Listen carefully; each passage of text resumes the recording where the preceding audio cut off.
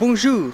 Alors là, je me rends vers un endroit donc, où j'aurai un bel arrière-plan pour expliquer quoi faire lorsqu'on s'intoxique avec du gaz toxique.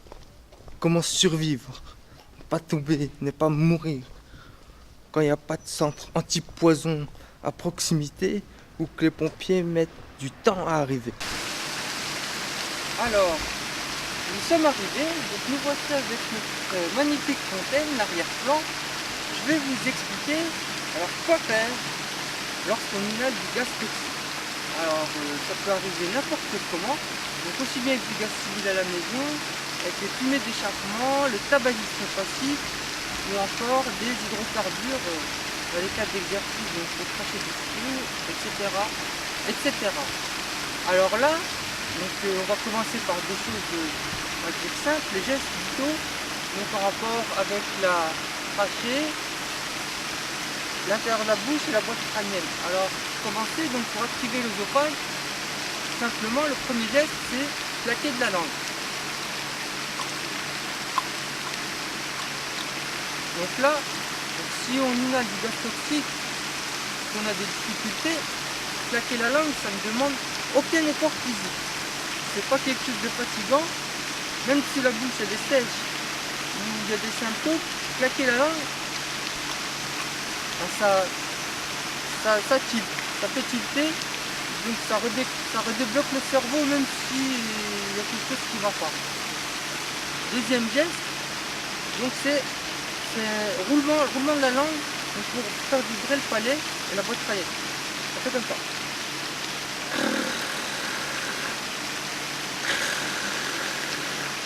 Alors là, on fait vibrer tout le palais et au niveau de la boîte crânienne supérieure. Donc là, c'est si on a du gaz toxique à titre préventif, donc si on commence à avoir des troubles de la vision ou des pertes d'équilibre, donc si on se reporte à respirer, puis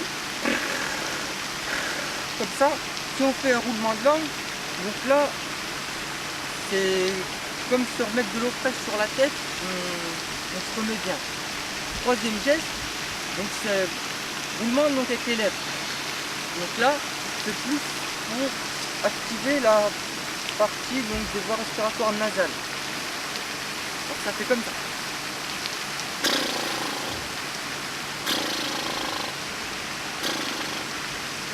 Alors là, ça postillonne un petit peu, ça fait un vibrato. Donc là, je vais montrer les trois décomposés, séparés. Donc quand on fait ça, on débouche le nez, on expulse. C'est de la répulsion, une répulsion partielle. Donc là, c'est si on sait qu'on est à proximité du gaz, qu'on n'a pas été attentif, mais qu'on veut s'en dégager et qu'on veut sortir de la zone de toxicité, ben là, si on fait ça, normalement, préventif, donc on est chaque extrémiste au problème. On peut également faire les deux en même temps, roulement de langue, roulement de lèvres en même temps, ça donne ça.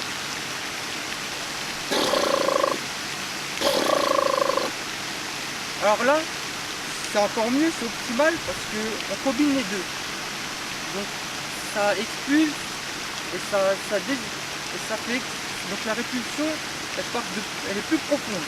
Donc quand on fait les deux en même temps, ça part on va dire un peu au-dessus du point du sternum et tout remonte jusqu'à trachée, tout reprend. Donc là c'est certain, donc là même si ça rentre dedans, c'est ça, donc déjà on expulse une bonne partie, on reste tranquille.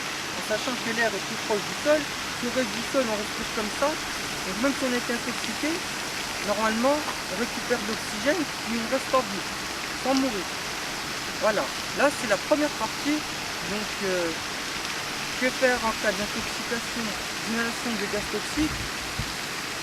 Voilà, savoir servir sa langue, c'est la première partie.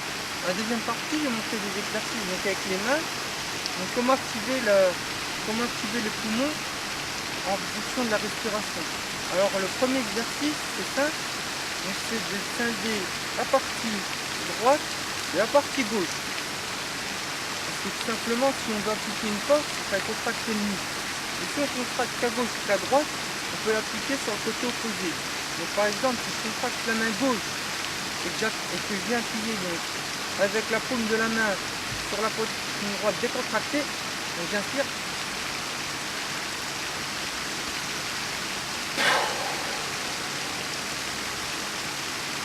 Donc là, j'enfonce la main sur la poitrine côté droit, complètement décontractée, donc la partie gauche contractée.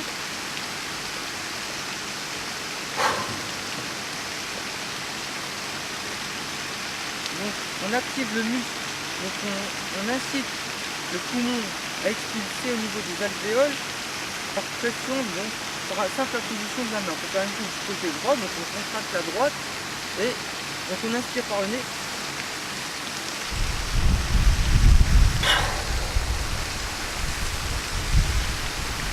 Donc on expire et on vient appuyer fort avec la paume sur la poitrine décontractée. Donc le côté gauche c'est un peu plus risqué parce qu'il y a le cœur. On ne va pas provoquer un arrêt cardiaque, donc ça peut également servir pour la réanimation cardiaque, mais c'est pas l'objectif. L'objectif c'est de stimuler le poumon. Le poumon, donc au cas où ça rentre dans les bronches pour que ça ressorte, pour tout faire ressortir. Après il y a un cas où si la personne n'arrive pas du tout à se détendre, ce qu'on peut faire, c'est avec les deux mains contractées. Donc si on n'arrive vraiment pas à décontracter la moitié, on est en situation de stress, on n'y arrive pas. Ce qu'on va faire, c'est tout simplement fermer les poings. On va enfoncer donc les cales des poings au niveau de la poitrine. Donc ce qui va se passer, on va commencer par la plus grosse cale, comme ça. Et après on inverse, donc de la plus grosse vers la plus petite, on ouvre les mains. Donc là on forme ce qu'on appelle une fleur. Alors ce qui va se passer, c'est que la main qui est dessus, donc après on va enfoncer les doigts les uns après les autres sur la poitrine. Et avec l'autre, après on va frapper tranchant sur les deux et on place les deux mains parallèles, donc horizontalement. Après, roulement de main, donc en opposition, pour les coller dos à dos. Orthotransfert, on plie les poignets à 90. Donc il y a une main qui a le coude vers le bas, une main qui a le coude vers le haut. Ce qui va se passer, la main qui a le coude vers le bas va être renversée par-dessus. Et pareil, on refait, donc on renfonce les cales des deux côtés et on revient en fleur, main opposée. Donc on peut recontinuer le même processus. Cette fois-ci on enfonce les doigts de la main opposée dans la poitrine, après les autres, et enfin on enfonce les deux tranchants en même temps.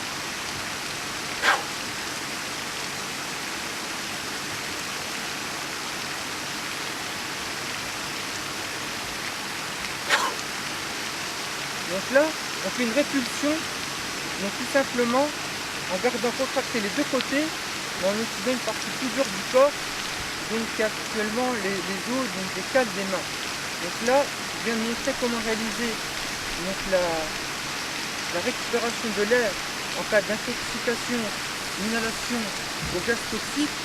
Donc dans les deux cas où la personne peut être semi-détendue, garde le contrôle de son corps, donc va appliquer sur une partie ou sur l'autre, ou dans le cas où la personne est totalement crispée, il ne peut absolument rien faire, donc il faille enfoncer les poings sur la poitrine pour pouvoir stimuler donc, les muscles au niveau des poumons, et tout en jouant sur la respiration. Ce qui est important, garder la respiration, donc se forcer à respirer et expulser donc, ce qui pourrait causer un arrêt cardiaque, un arrêt respiratoire ou quelque chose qui pourrait aboutir à un accident plus grave. Et si ça ne fonctionne pas? Si ça ne fonctionne pas, alors ça il faut appeler les urgences, un centre antipoison si on n'en est pas trop loin, sinon se mettre en position latérale de sécurité, s'hydrater, cracher, et si possible se rendre soi-même aux urgences directement si on voit qu'il n'y a pas d'issue favorable à ce problème. Et les médicaments? Et bien justement, les médicaments peuvent être une cause d'aggravation des intoxications, donc suivant la posologie et les cas de contraction d'allergie suivant les personnes, il faut faire très attention. Les médicaments ne sont pas conseillés dans les cadres de prévention, donc à moins d'avoir un traitement médical spécifique, s'en servir, oui, pourquoi pas, en fonction de quelque chose qu'on pourrait connaître, mais si on ne connaît pas la source d'intoxication, c'est fortement déconseillé d'avoir recours à ce produit. Et les vêtements? Les vêtements, ça dépend s'ils sont sales ou ils sont propres. S'ils sont sales, peut-être qu'il faudrait les jeter. S'ils sont propres, les changer. Après, s'il faut penser à les laver après un cas d'intoxication, je pense que c'est un petit peu tard. Et quoi représente des intoxications en France? Alors, pour savoir ce que représentent les intoxications en France, il faut se rendre sur le site www.pompier.fr. Donc, les indicateurs indicatifs que 80% des personnes meurent suite à l'inhalation de la fumée noire provenant du feu, et que les décès par intoxication représentent environ 5000 décès en un an. Donc, chiffre établi sur 2012 basé sur les données du site web que je viens d'indiquer. Alors c'est ici que se termine cette vidéo de prévention. Quoi faire lorsqu'on inhale du gaz toxique? Alors à titre indicatif, on pourrait donner des instructions supplémentaires, mais il s'agit tout simplement d'une vidéo de prévention, bien sensibiliser. Donc plus précisément, si on a une intoxication, ce qu'on peut faire, c'est s'éloigner de la source d'intoxication, se désinfecter avec des produits naturels, ou tout simplement consulter un médecin ou aller voir quelqu'un si le cas est vraiment grave. Voilà. Alors, nous avons fini la vidéo et voici le fameux arrière-plan. Alors, la fontaine, donc, nous avons utilisé pour cette vidéo. Alors, on va s'approcher un petit peu. On va essayer d'enlever le bord. Elle est quand même belle cette fontaine. Hein, ah, là, on peut pas faire mieux. Hein. Bon. Alors moi je vais rentrer, puis je vais mettre tout ça sur internet. Donc j'ai une expérience qui fait que je suis en très bonne position pour parler de ce sujet. Donc qui ne tient pas forcément à cœur, mais qui m'est venu à l'esprit récemment. Parce que j'ai suffisamment varié sur mes expériences. Donc je vais vous mettre ça sur internet et vous pourrez apprendre à survivre en cas de situation de stress de ce genre.